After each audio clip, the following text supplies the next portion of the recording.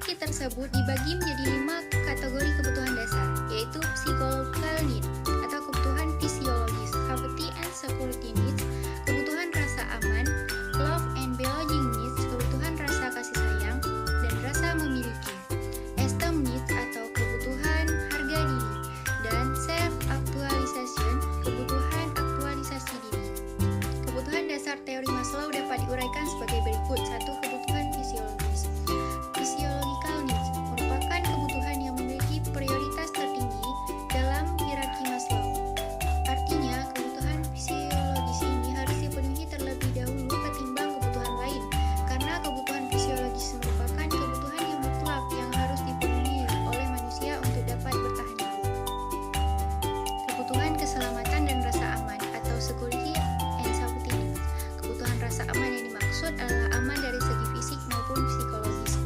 Adapun yang termasuk dalam kebutuhan keselamatan dan rasa aman adalah 1. Kebutuhan perlindungan dari udara, dingin, panas, kecelakaan, dan infeksi. 2. Kebebasan dari rasa takut dan kecemasan. 3. Bebas dari ancaman. 3. Kebutuhan kasih sayang dan rasa memiliki, love and belonging needs. Jika kedua jenis kebutuhan sudah terpenuhi, akan muncul kebutuhan rasa kasih sayang dan memiliki. Jika pada kebutuhan ini tidak terpenuhi, maka akan muncul perasaan kesepian. Adapun kebutuhan rasa cinta, memiliki, dan dimiliki meliputi 1. Memberi dan menerima kasih sayang, 2. Kehangatan, 3. Persahabatan, 4. Diakui dalam keluarga dan kelompok. 4. Kebutuhan harga diri atau esteem needs. Kebutuhan ini terdiri dari 2 jenis, yaitu lower one dan higher one. Lower one berkaitan dengan kebutuhan seperti status, atensi, dan reputasi. Sedangkan higher one berkaitan dengan kebutuhan akan kepercayaan diri, kompetensi, prestasi, kemandirian, dan kebebasan. Jika kebutuhan ini tidak terpenuhi, maka akan muncul rasa rendah diri dan inferior. Kebutuhan harga diri ini terdiri atas 1. Perasaan tidak bergantung pada orang lain, 2. Kompeten, 3. Penghargaan terhadap diri sendiri dan orang lain. 5. Kebutuhan aktualisasi diri atau self-actualization needs. Kebutuhan ini adalah kebutuhan terakhir dan merupakan kebutuhan yang terletak pada level tertinggi. Jenis kebutuhan ini berhubungan erat dengan keinginan untuk mewujudkan dan mengembangkan potensi diri. Kebutuhan ini dapat mencapai peringkat teratas saat kebutuhan ini banyak mengalami interaksi satu dengan yang lainnya, sehingga seseorang dapat memanfaatkan faktor potensi dirinya secara sempurna. Yang kedua, ada teori X dan Y menurut MC Gregor. Douglas M. Gregor adalah lulusan Massachusetts Institute of Technology. Semasa hidupnya, MC Gregor melakukan penelitian dalam bidang psikologi dan menghasilkan teori motivasi, yakni teori yang dikenal sebagai teori X. Dan teori X merupakan pandangan tradisional di mana melihat perilaku manusia dalam lingkungan pekerjaan yang telah membudaya.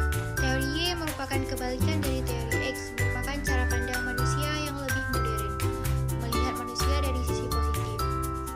Yang ketiga, ada teori motivasi Herzberg. Frederick Herzberg merupakan seorang psikolog spesialis bidang kesehatan mental industri. Herzberg adalah seorang profesor yang mengajar di Universitas Utah, Amerika Serikat. Hasil penelitian yang dikembangkan Herzberg bersama mahasiswanya adalah salah satu teori motivasi, yaitu dengan teori 2 faktor. Teori motivasi Herzberg menjelaskan tentang elemen-elemen pekerjaan yang menentukan kepuasan seseorang dalam bekerja. Dan yang terakhir, ada teori hubungan manusia menurut teori dari Likert dan teori dari Argyris. Francis Likert adalah seorang psikolog organisasi dan sosial Amerika yang pada prinsipnya dikenal mengembangkan skala Likert. Likert lahir di Cheyenne, Wyoming, Amerika Serikat 5 Agustus 1903 dari pasangan George Herbert Likert dan Cornelia Adrienne Coral. Likert merancang teori 4 sistem kepemimpinan. Selanjutnya dari teori Chris Argyris, lahir di Newark, New Jersey pada 16 Juli 1923 setelah bergabung dengan militer pada Perang Dunia Kedua. Argyris mendapat gelar sarjana psikologinya dari Universitas Clark pada tahun 1947, kemudian memperoleh gelar master di bidang psikologi dan ekonomi dari Universitas Kansas pada tahun 1949. Teori sumber daya manusia